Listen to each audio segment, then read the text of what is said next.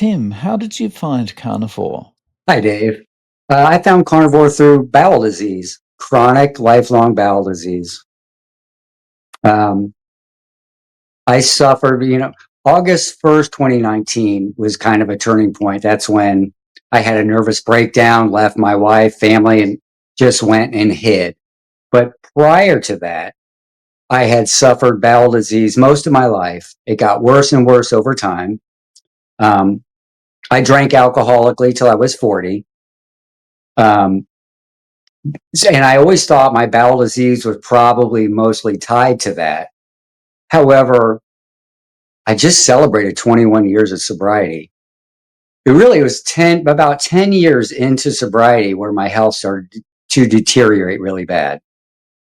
Mostly because I tried to eat right and better. I was changing my life and fruits, vegetables, trying to just be healthier was the wrong solution, as we know today.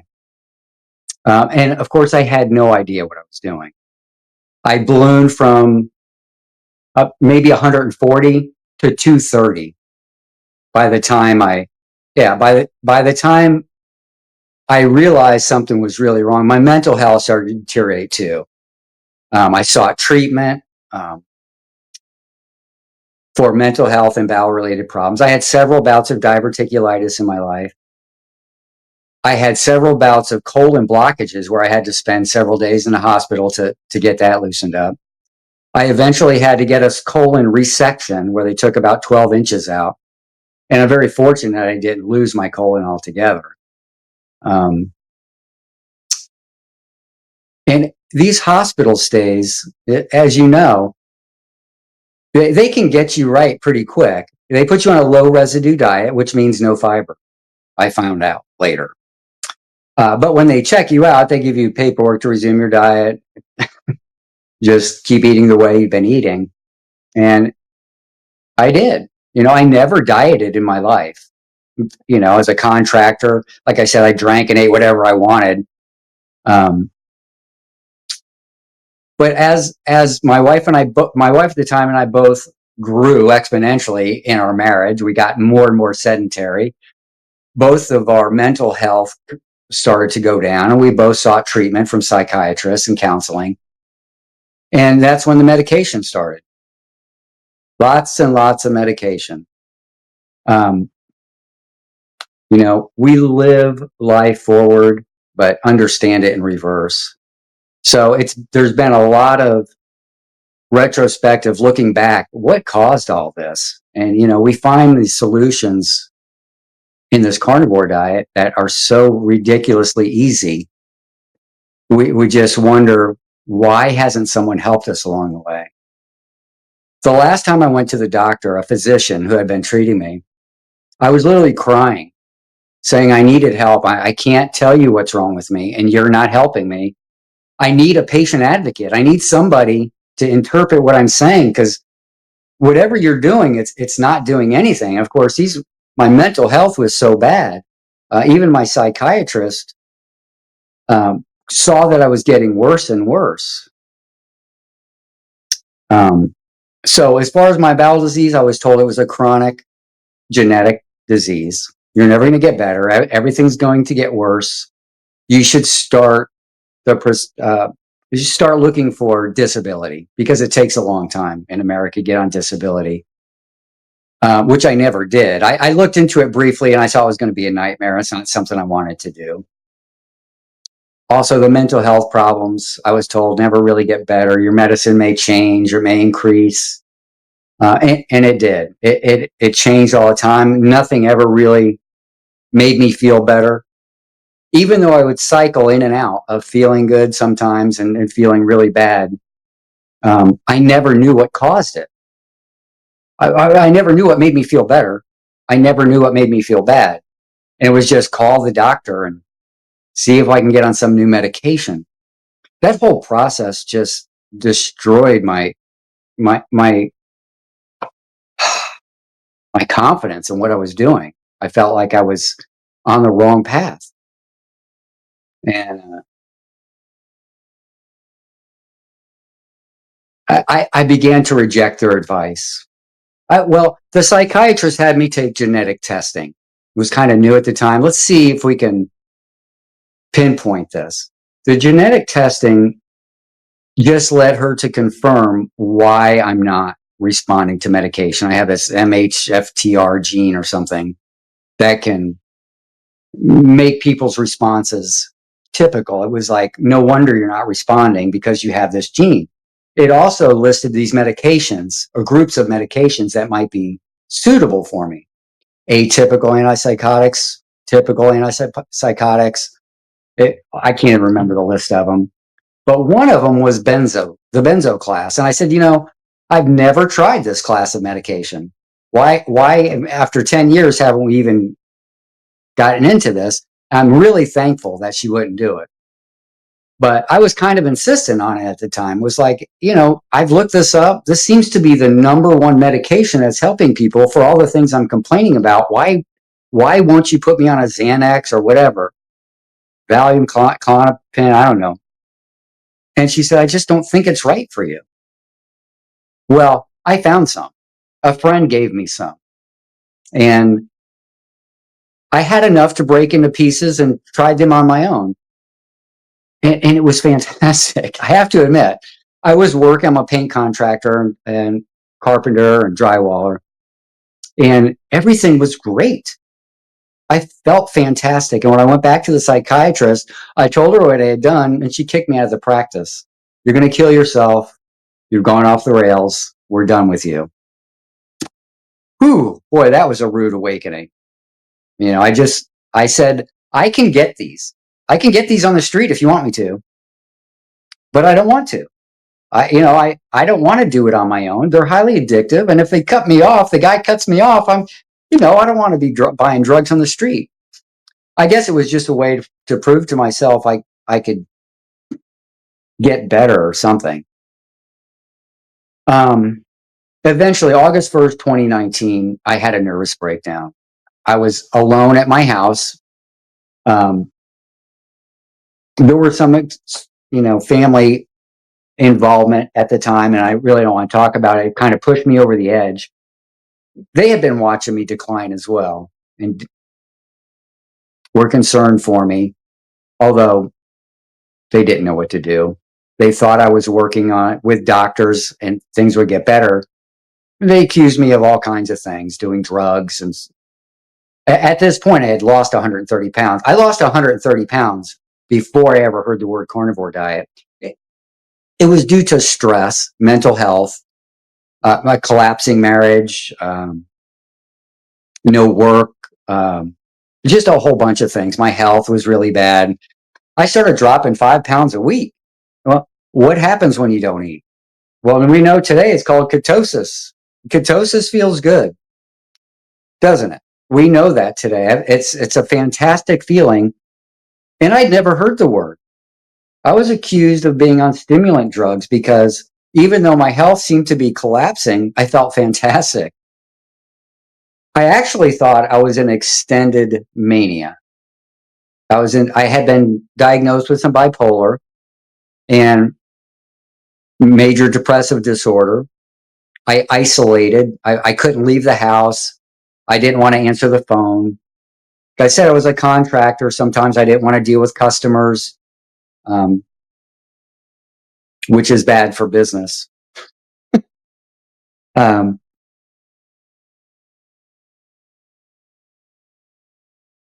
but once I lost my mind, I called a friend in AA. Like I said, I've been sober for 21 years. I called a man I knew in AA, and he told me to come over. And I spent the next year and a half at his house. What I didn't know was he had slipped in his sobriety. And he and his brother were in a terrible state of drug and alcohol addiction.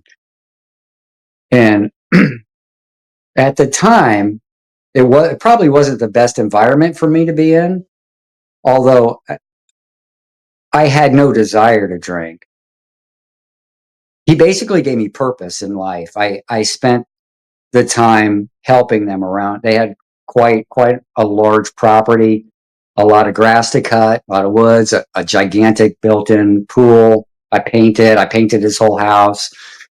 I enjoyed it. It gave me something to do. And when I left my house, I left my medications, and I never took medications really again. I didn't take any psych meds again.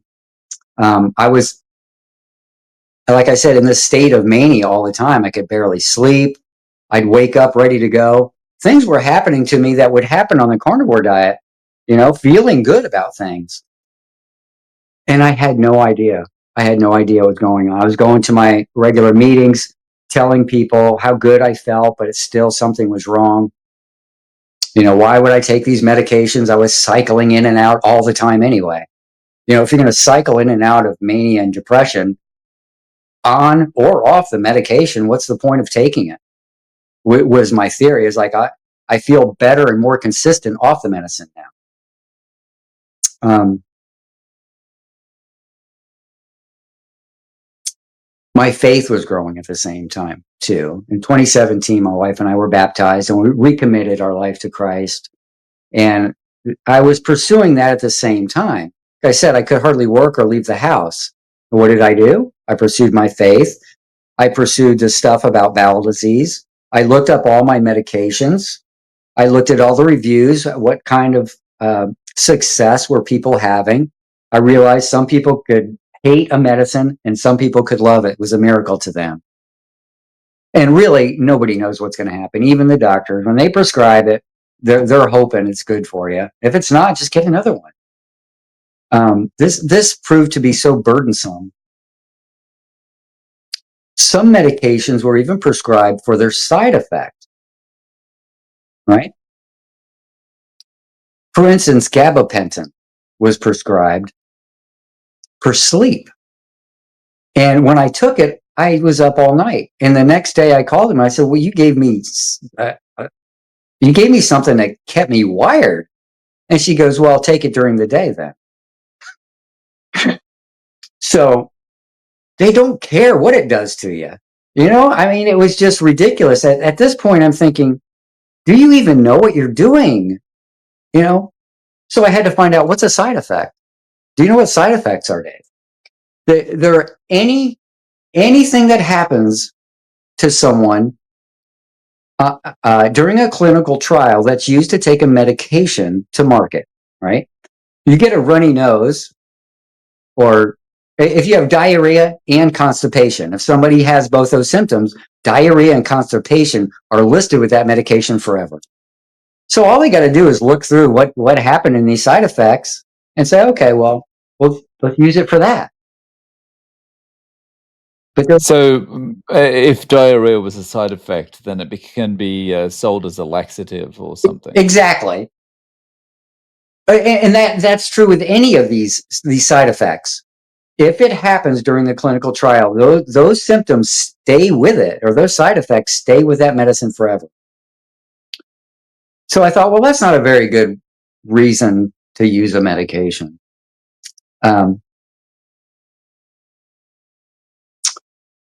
So I'm going to go back to my friend's house. This is where I really started to work on myself. I abandoned the foods I never really liked anyway. It was mostly fruits and vegetables. I've always been a meat eater.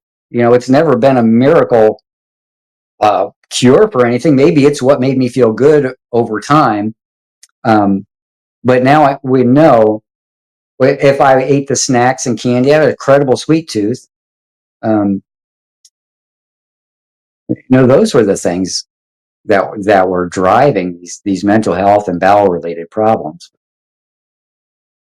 So I left that environment. I got a small apartment, about 20 miles away in a small town I'm not really familiar with. I still live here today. It's been almost 5 years. One of the first videos I found about bowel disease was a researcher doing a presentation in front of her colleagues about fecal transplants. Okay. So where they were extracting fecal matter from perfectly healthy people who have never had psychiatric problems, right? They dehydrate it, capsulate it, and they were giving it through a controlled trial to long-term treatment-resistant psychiatric patients. And she said that it was so effective that they canceled the trial on humanitarian grounds and started giving it to all the patients. And as far as I know, it's still available today. I think this was a Harvard scientist, and it, you know, Dr. Chris Palmer, Dr. Georgia Eads, in that area. I think they still do it. Um, but that really enlightened me about things. How my bowel problems may have been affecting my psychological problems. And then I think the next video I saw was Dr. Chafee. And I like his just fact based, the way he speaks is just, um, I just jive with it. So he told a story about, imagine a lion on the Serengeti. He lays around the sun, his muscles rippling. He gets up, his pride gets a water buffalo. He gets up, eats for a day, goes down to the water, gets a drink, rinses his beard off, mates for the rest of the day, and goes back to the shade. Skips the gym, the doctor, muscles glistening in the sun. And I just thought it was so funny and such a great example. I've used it quite a bit to tell people, um, we're carnivores. And that was his point. We are carnivores. And if you eat that way, you will be fit. You will be strong. Um, and that's what I was looking for, just to regain my health. And that's all it took. I really didn't have to eliminate that much. As a contractor, I would drive to different jobs. I may work somewhere for a month. I may work somewhere for a few days. But there was always a McDonald's there, and I loved McDonald's. I ate the hamburgers at I never ate anything other than hamburgers or quarter pounders. And when I ate that way, I didn't have bowel problems. McDonald's made me feel better. Now, that was shocking to my ex-wife. She would not accept that. You cannot eat that and feel better. You're crazy. And I didn't care. I felt fantastic.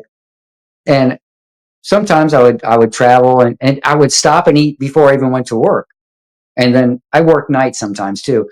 I worked for our local uh, mental health place in northern Indiana is the Bowen Center. And they hired me to do all kinds of work for them, psychiatrists' offices. So I'd go at night, empty their office, and repaint them by morning. So I could go to McDonald's, the all night McDonald's, and eat whenever I wanted. And I did. And I enjoyed that. But I had no idea what was going on or why I was feeling that way. Well, it wasn't until I got the instructions and I dropped everything and just went to meat. Um, and as we all find out, it's so easy. As a single man, just cooking meat for myself all the time, um, it doesn't take that much. Um, it's not that hard. It's not hard. It's so easy.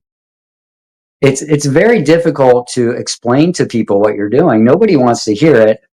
We know we all just want to scream it from the rooftop. But my experience in AA was the same way. When you get sober after 30 years of chronic drinking and people know who you are, and that's when you eliminate that from your life and you tell people how much better you are, they don't like it either. They can say, I'm doing what you used to do and you're bad mouthing it now. So you can make them feel uncomfortable with your success about something they're still doing. And I find the same thing to be true in this environment.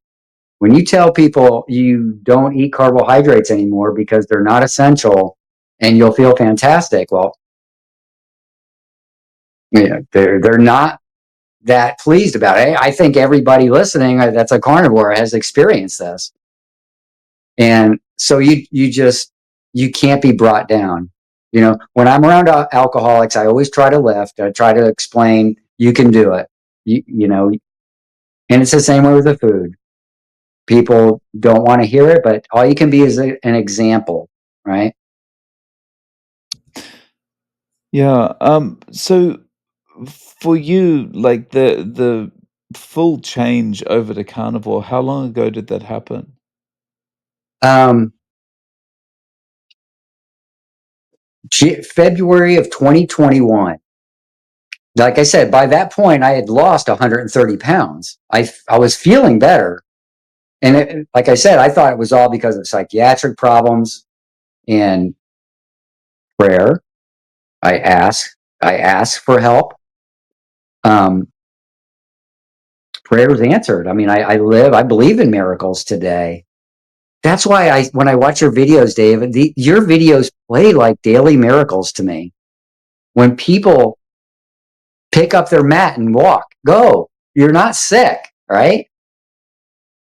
Um, it's that simple. Um, I, I choose to make it that. I choose to look at them as miracles because it makes it easier for me with my faith. So why not? You know, and I would, and I just wish people would just look at the information. Everybody wants to run to the doctor. We know this, and they're not going to tell you this. When you tell them, they just want a customer. Whatever. You're a conspiracy theorist. I went from being completely sedentary with no interest of anything in life, and on carnivore, I love life. I can't find enough things to do. I can't stay. This is going to be the longest time I sit down and to do this. I'm usually, you see my skateboards back there. I'm 61 years old, and I just started skating in 2019, 2020. I got into it for photography and some videos, and I pulled out my old skateboard, and then I realized how much fun it was.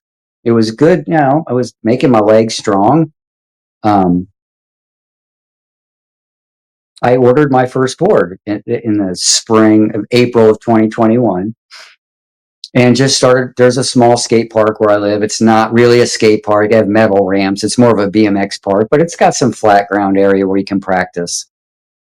And, you know, now I push around the neighborhood and I'm just a local older dude that skateboards all the time. It's a way to meet and engage with people, especially young people. It's kind of cool. Be the old dude. I got my Dickies skateboard hat, and I got a bunch of different really cool skateboard shoes. I like the clothes. Um,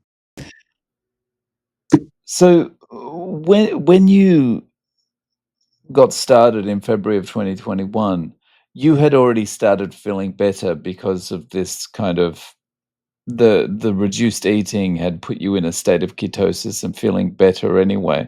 But like, was there a point after February 2021 where you went, "Oh yeah, this is really the way that I should have been eating the whole time"? yeah, yeah, well, absolutely. I would say my bowel related problems began in my mid 20s.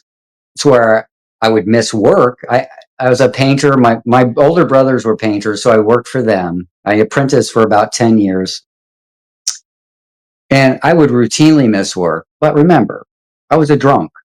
I drank alcoholically, not during the day.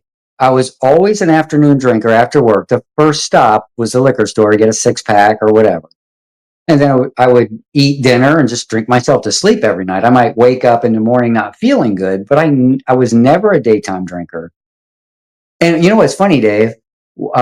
My sugar addiction, once got into sobriety, um, they encourage you to consume sugar at the meetings as there's candy all over the tables because it can take off that edge. You're missing the sugar, so have some. I think that's a big red flag right there. When I go to meetings today, I'm like, you guys should get rid of the candy. I'm telling you.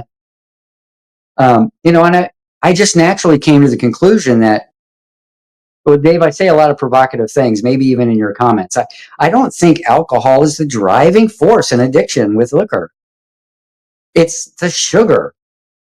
It's the only drug of addiction where the addicted person doesn't want the strongest version of it. People don't go out and buy Everclear, which is 190 proof alcohol. Nobody drinks that. chefs buy it to pour over uh, desserts that you light on fire. It's like denatured alcohol. It's camp stove fuel. And we know today if you put cells in a petri dish with some alcohol, they die. That just kills you. So how do you get people to consume a poison? Well, you mix a bunch of sugar with it, right? So that perspective doesn't fly very good at the meetings either. When you go in and tell them alcohol is not really the driving force here. That bowl of candy on the table is worse for you than the alcohol. So my sugar addiction went off the charts. That's why I ballooned up to 230 pounds. From the time I quit drinking till I lost all my weight and had my nervous breakdown in 2019, I went from I'm a size 30 today in my waist. I was a 38 pushing a size 40. Okay. My stomach, I had that visceral fat stomach way out.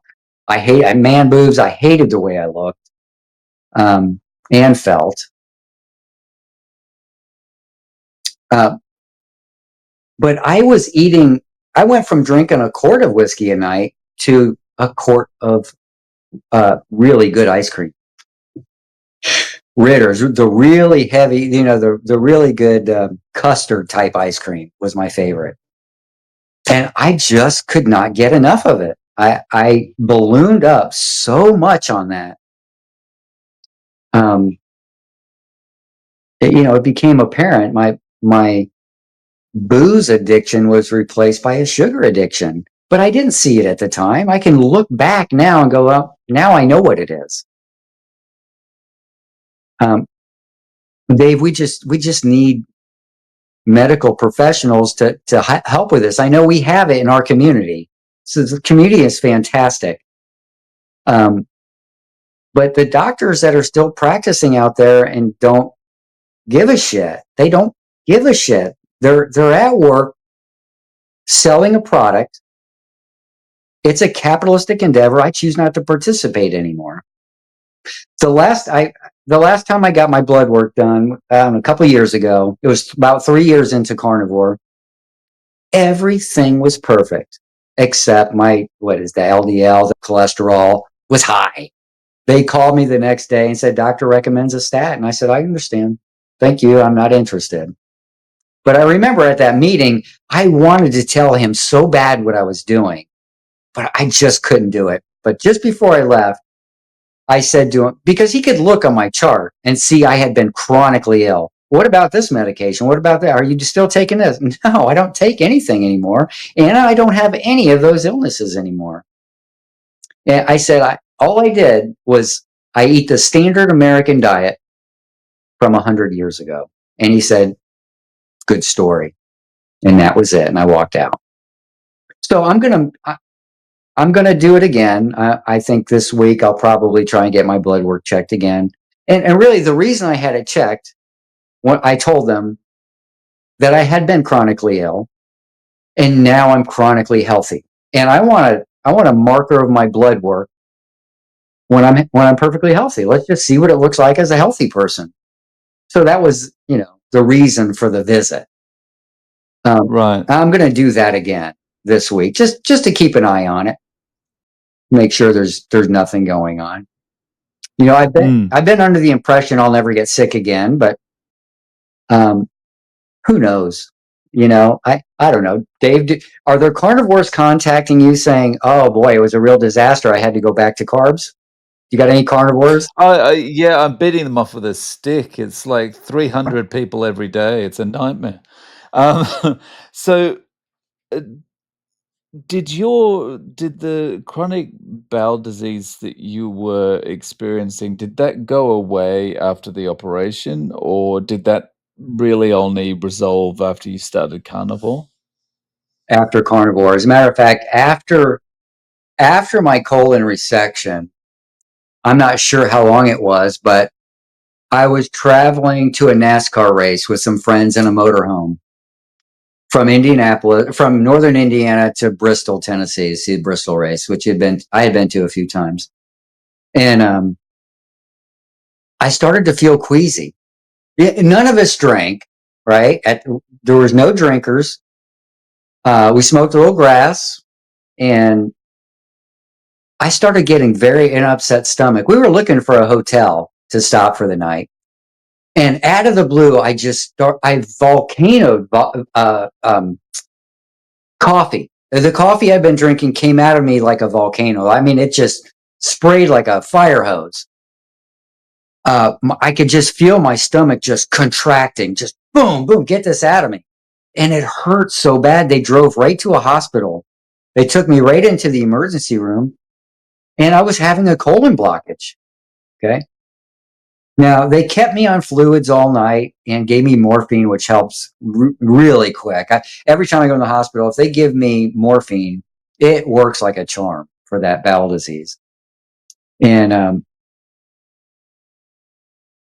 luckily, by morning, I was able to resolve it. I had a small bowel movement, and they released me. And I went on to the race, and we had a reasonable time. It was, I didn't feel that good, but the next one I had happened at home and in bed, and I couldn't get out of bed. I had to call an ambulance, and I spent 4 days in the hospital that time with an NG tube, keeping fluid off my stomach and waiting for a bowel movement. Right? You couldn't eat. They couldn't give you anything. Ice chips. Maybe that's about it. Dave, I just looked on my phone. I tried to find my medical records because I was going to try to refer to some things. And in reference to that visit, it said I came in with a colon blockage, but no colon blockage detected. Constipation. Okay. Now, that was in the paperwork I just looked at yesterday from this, I think it was 2017, 2015 or something when this happened. And I don't remember them telling me that, not there. The doctor that saw me told me that colon blockages are one of the most painful things you could ever experience, more so than passing a kidney stone. And I'm like, oh, I can believe that. It was absolutely astronomically painful. But they never told me that it was just a constipation. Are you kidding me? You know what? I ate a bucket of popcorn the night before. To me, that's probably what it was. 2 days into it, you could see it coming out of the NG tube, the clear tube that was down my throat. It was a constant suction. You'd see popcorn in it. So it was clear. I don't care what they put. I know it was a colon blockage. You don't spend 4 days getting IV fluids with a constipation. Maybe you do. I don't know. I feel smarter than a doctor today, don't you? Yeah, what really strikes me about your story is when you had the resection afterwards, they put you on basically a no fiber diet, right? Or Oh, oh no, no, no. when you, When you go in for the bowel related problems, they in the hospital you're put on what they call a low residue diet, which is no fiber. They don't tell you that. I had to look it up. A low residue diet is a no fiber diet. So they know how to make you feel good in the hospital. They know how to eliminate that. But when you leave, they give you paperwork to resume your normal diet. Eat, they don't think fruits and vegetables are bad for you. So they want you to resume, right? It's the standard it's operation. it's just like there's no critical thinking at all. They know what works, but then they just go, "Well, just do whatever you were doing before anyway." It makes no sense. I know it. I know it. Which makes me think, I have a way of putting things that are kind of provocative. Like there's no animal-based hospitals. Every hospital you go to is a plant-based hospital. It should be Kellogg's Hospital, Kellogg's Cornflakes Hospital, or M&M's Hospital. If you go to the grocery store and you look down the aisle and it has that sign that lists all the products that are in that aisle, ketchup, pickles, whatever. They could change that sign out with the disease that aisle causes, right? The diabetes aisle, the bowel disease aisle. Well, they're all the bowel disease and diabetes aisle. There are no illnesses or diseases. Everything is just a carbohydrate toxicity and malnutrition. Alcohol is not addictive. You know, I've got a way of putting these things that sounds so crazy. People just think, yeah, screw him. But that's okay. That's just my style. I'm only going to, you know, when I would go to the doctor, it's pretty common. They just sit there at their computer listening to you. And I realized, okay, I've got about, I can talk without a breath for maybe 45 seconds. As soon as you take a breath, they turn on the computer and they start typing. They get up and leave the room, and then some girl comes in and says, your prescription's at the counter. You never get to talk to the guy again. And in my mental health state, I was like, okay, I got to come up with something pertinent to say to the guy so he understands what I'm saying this time. And I would try to come up with what am I going to say? I got to make sure I tell him exactly. I'm not getting through to him. I need to find the right words. And I would obsess over this. Obviously, and that's when I started to realize I need a patient advocate. I could be a patient advocate today. Take me to the doctor with you. I'll straighten things out for you. Actually, I would love to do that. In the past couple of weeks, I've tried to make some contacts with my local church to help some parishioners with some problems. I would love to teach a class, just a non-professional, sit around a table. I could give you some ideas. And I've also gone to the community center. I spent some time up there today with some elderly people, had some lunch with them. They actually feed you. If you're over 60, you can go up there and eat lunch every day. And that's where I go to skateboard. They see me outside skateboarding, you know, and sometimes they walk by and say, hey, you're amazing. I can't believe it. So I thought, well, why don't I just go in there and try to make friends? And I told a man that I was going to do this interview tonight, and I was nervous, a worldwide audience. And I realized I had never told my story to anybody. I don't know when this is going to post, but I plan on posting this with maybe on my YouTube channel. And a friend told me, you know, you talk in these terms like you know what you're talking about, but nobody knows what happened to you. You need to tell people. Well, people just aren't that interested. So this video may serve as my story, and then maybe if they watch it, I don't know how others have done it. Not that high tech. It's not been my thing in life, but as I'm getting older and I'm not getting the work that I used to get as a contractor. I don't have a vehicle. My truck broke about 3 years ago. So I've only been able to work. There's a couple factories in town I've worked at a couple times. I can't stand it. I can't stand it. They're not good enough for me. Their quality standards are so low. You know, when you're an expert in your field, which I'm a very good painter, I never had complaints. I always worked by word of mouth, and I stayed busy all the time. I want to get back to that. I've tried to get people, young people, older people, you got a truck, let's go to work. I can make $300 to $500 a day. Let's go. Nobody wants to do it. So I've really been suffering like at the lower end of the economic scale. It's been kind of hard. I'm on food stamps now, which you can do carnivore on food stamps. Walmart Right. ground beef in my area is $3.80 a pound. If you buy 10 pounds, $38 for 10 pounds. I could buy 4 of those for the month, you know, and still have enough for bacon and tons of butter. I put tons of butter in my coffee. That's how I get it in me. Which I recently cut out the coffee, but just started up again. Hopefully, I can't drink as much as I used to. I used to go through a pot and a half a day. Now I can hardly get through a pot. I mean, a half a pot. So I save it to the next day. So So, you know, just on that, are you just eating like one meal of ground beef a day or something like that? no, I will tell you, because I didn't do this for dietary reasons.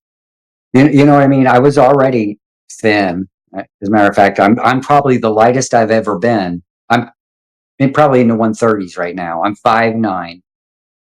I'd like to be about 160 and muscular, but once I lost all the weight, I had loose skin. I've got a pooch on my belly that, you know, was kind of uncomfortable. My arms and muscles along here looked draggy and hanging down. And a lot of it has gone away. But then I started to learn about autophagy and fasting and how it can clean up cells and get rid of this. Everything I do is just, what does my body want now?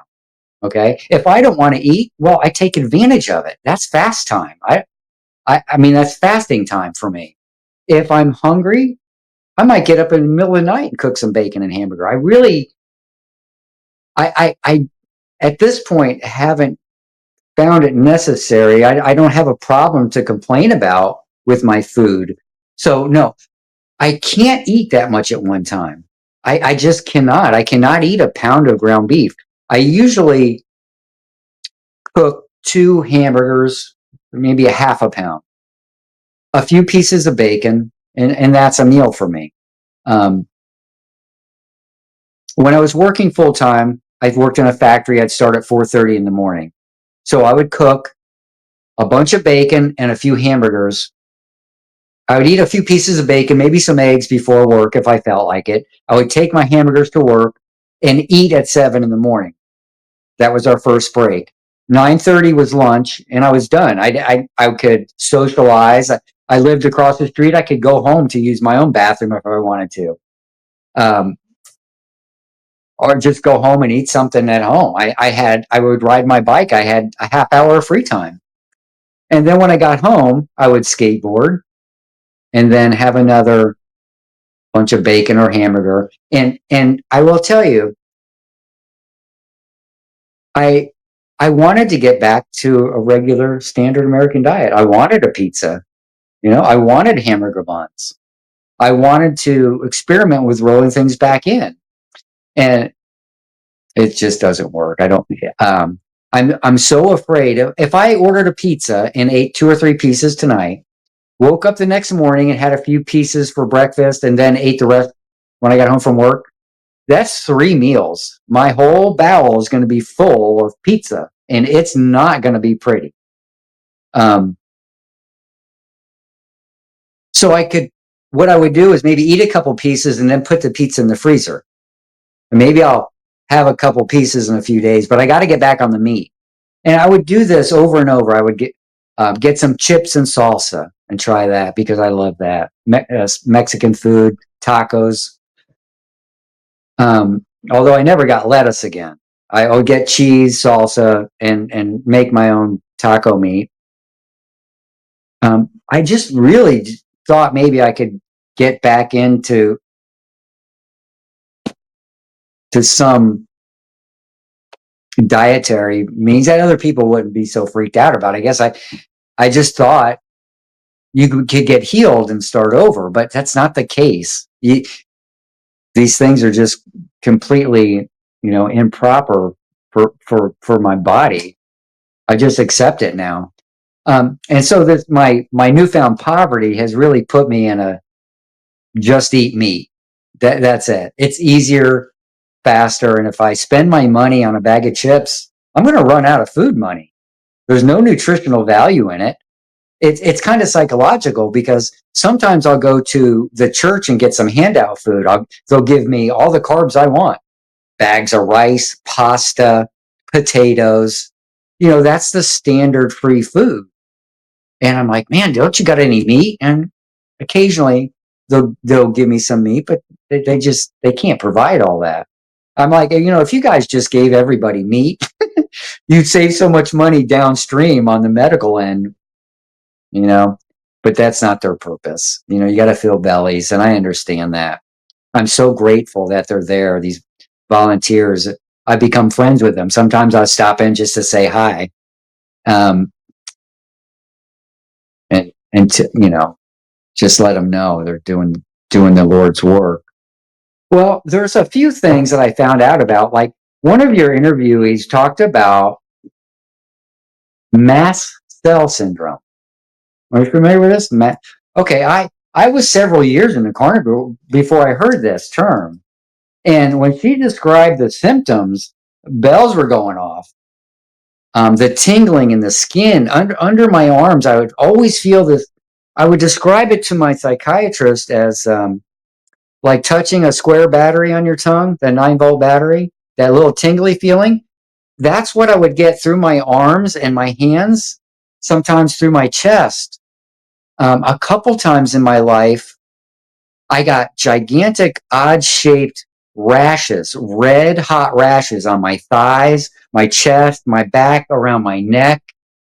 They're like a spotted cow, just kind of odd shaped. And you could touch it and they were hot. And it was kind of scary. It was like, what is this? At the time, I was drinking alcohol. So anytime something happened to me, I always attributed it to alcohol because it was something I thought was bad for me and I wanted to get off it and I couldn't. So that was enlightening. That was really enlightening to hear about that. Um, Mm. to learn about that. Maybe I finally have a name for a symptom that I had no idea what it was.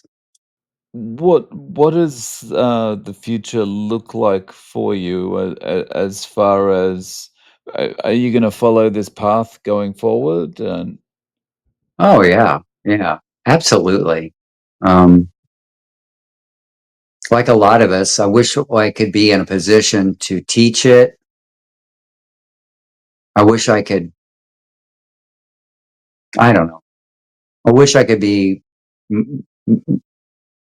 I hate to go take some class. I don't know. Do they teach us? I know Dr. Barry has a class now that you can take. Man, it's a few $1,000 or whatever. I don't know if I'll ever do that. If I can't work in a non-professional environment, I mean, I work with alcoholics all the time at meetings. I'm not a professional. None of us are professionals in that environment, but we go and share our experience, strength, and hope all the time. I went there to get, and now I go there to give. When you go to one of these meetings and you stand up and say, "I have 21 years today," you get the round of applause, and then you just tell people there's a solution out there. There's a better way, and it applies to the diet too, to healthcare. so if someone came to you and said, "Look, I want to fix up my diet. Um, I'm willing to do anything for 90 days. Tell me what to do." What would you advise them?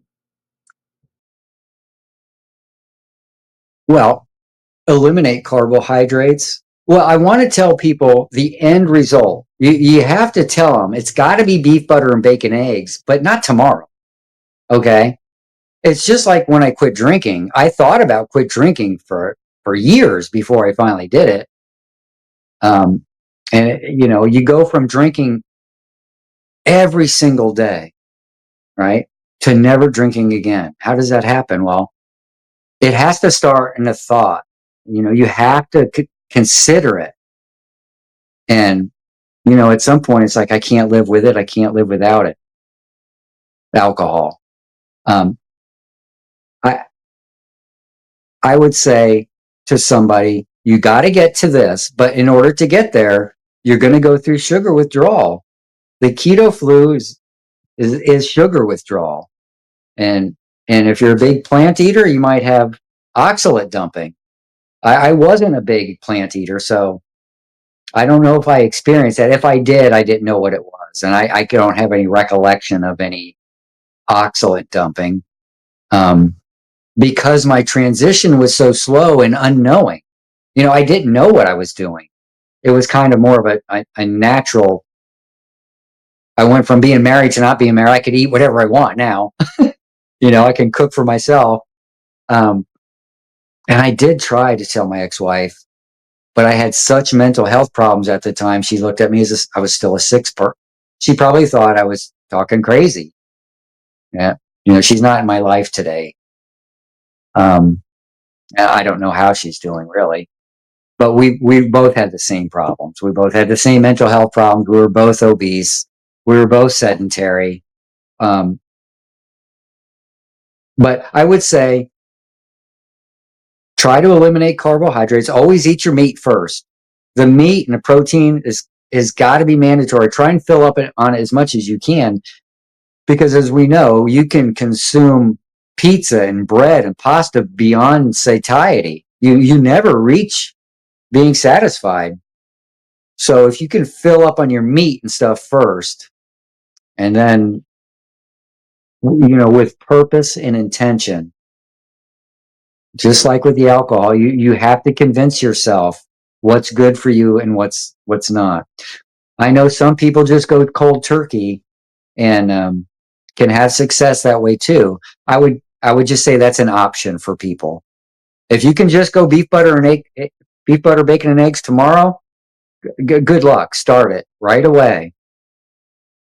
I think the results speak for themselves. Once you get there, like us, if we go back, I don't know about you, Dave, but if, like I said, I tried to go back, it always knocks me back. You know, it always sets me back, and I'm convinced more than ever. The longer I do it, it's the proper human diet. Um, Yeah. Yeah, definitely. Um, so, um, Tim, if people want to reach out to you, is there any way that they can get in contact? mm, Tim Nestor at Gmail. If they want to send me an email. Now I have a YouTube channel called Carnivore Caveman. Uh, the only content I've been putting on it is just skateboarding content. I don't produce any carnivore content yet. Although this may be, if I don't know when this will post, Dave, but this may be my first carnivore related um, content, and hopefully I can start producing some content. I'm not afraid of it. I'll try it sometime. Dave, I want to point out one other thing. I'm really interested in the political aspects of this as well. What's happening in our government right now? I want to tell you and everybody that the USDA just hired Dr. Ben Carson to be the nutrition and the National Nutrition Advisor. Okay, Dr. Ben Carson is a well-known uh, pediatric brain surgeon. He's been in the public eye for a long time. A lovely human being. He's a Seventh Day Adventist. Okay, and I don't think this is going to benefit us in this world. Look into it.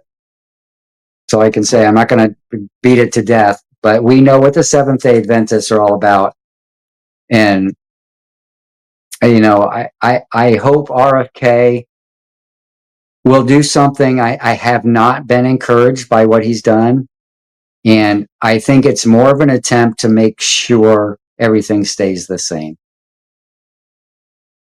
Think about it, Dave. What if everybody did it, right? What if everybody did what we did? The store shelves would be empty. No one would buy it, right?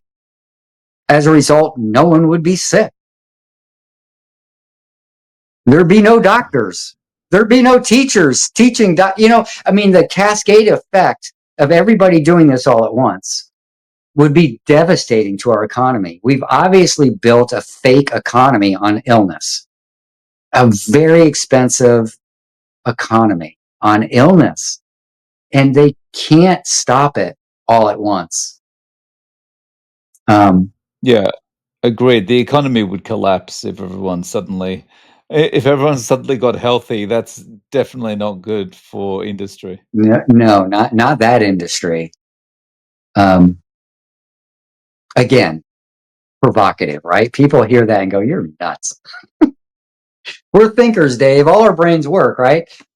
That's The another. the My, thing, my brain just took off too. All right, my comprehension, my ability to comprehend it. I can watch these videos. The doctor's spewing this stuff out, and it's like the retention is just crazy. It's like everything makes sense now, and it's easy to retain it and recite it at will. I don't know. yeah. Sounds a little crazy. Yeah, people say you're crazy, you're nuts, you're a conspiracy theorist, right? But if you were saying the exact same things about any other type of business in the world, they'd go, "Yeah, you're probably right." All Exactly. the all the pieces fit into place, but when you say it about big food, big pharma, that kind of thing, everyone's like, "Oh no, you can't say that. That's just conspiracy theory. That's crazy." You need carbs. You need fiber. The fiber myth is Right. just unbelievable. People just have to have their fiber. It's Right. nutritionless. Hey, Dave, I got one more point I'd like to make about the bowel because I know what it's for and what it's not for. And if you think about it, we we barely go to the bathroom. When I'm on a meat diet, it's not constipation. There's nothing comes out. A couple times a week, it's the ghost poop. We all know it's for someone with bowel disease. It's such a blessing to not have to worry about it. You can eat as much as you want. You never bloat. You never feel it in your stomach. I can, I could go right out skating and turn that protein right into muscle. I love that part about it. But what is the bowel for then? It it's not for exercising it with fiber. you know, why would we agitate or utilize our bowel for something just to exercise it? It doesn't make sense to me. Your ability to pass things through that you're not supposed to eat, your ability to get nutrition from carbohydrates and then exit the fiber, it's a gift from God. It's a way in lean times to be able to consume something and extract some minimal nutrition from it, and then it's a waste. So it seems like the number one indicator that you've ate the wrong thing is you went to the bathroom. If you poop, you ate the wrong thing. You know, I mean, that's just one way to look at it. Yeah, that's a good point. I think, imagine, God gave us free will. We can put anything we want in there. But what about a baby? What about a baby crawling on the floor that finds an old watch battery or a bobby pin? How is that going to come out? Well, there's a way. God gave us a way to get rid of it. We're going to put things in our mouth that aren't food, especially if you're starving. You may consume things that you shouldn't. Um, I think it's just a way to correct a mistake, so you don't die from eating things you shouldn't. Um, I don't know. It's just a different perspective. So Mm. No, so Tim, I'll link to your email and your channel in the show notes. okay. Um, Thank you so much for coming on and sharing your story and experience. I really appreciate your time. Thank you so much, Dave. You're doing good work, and I appreciate what you're doing. You're spreading the good news. Thank you, and all you wonderful people watching. Thank you too.